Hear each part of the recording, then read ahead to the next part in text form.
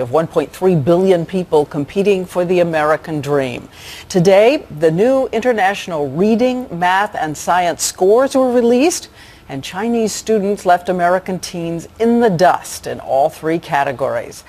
We kept thinking all day of this scene we saw from our journey in China. These are third grade students pausing to massage their heads for relief because they said they study so hard and they need to relax in the third grade.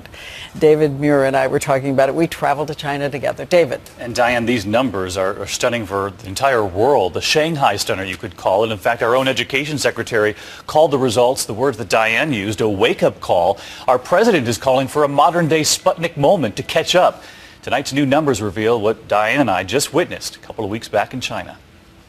Nearly 500,000 15-year-olds from all over the world took the test. The top 5 scores in math: Shanghai, China, Singapore, Hong Kong, South Korea, and Taiwan. And way down the list in 30th, the U.S.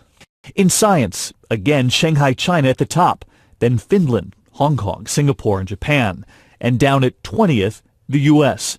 And in reading, Shanghai, China again, and the others. And down at 17th, the U.S.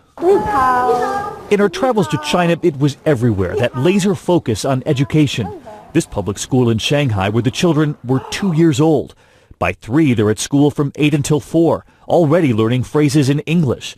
And the older kids wondered from Diane if the reverse was true back here in the U.S. Can you speak Chinese? No, I can say ni hao.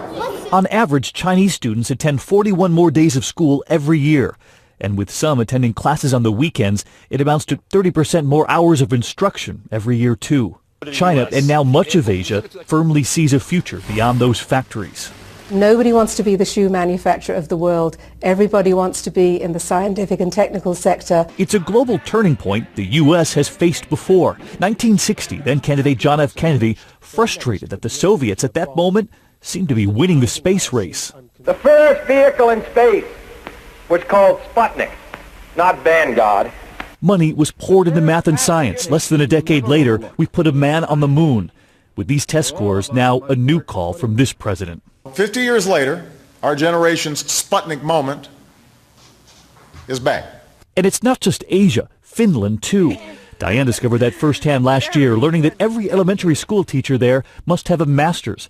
Half of American teachers do. And by the 7th grade, every Finnish child will have learned 3 languages. They start physics and chemistry in middle school.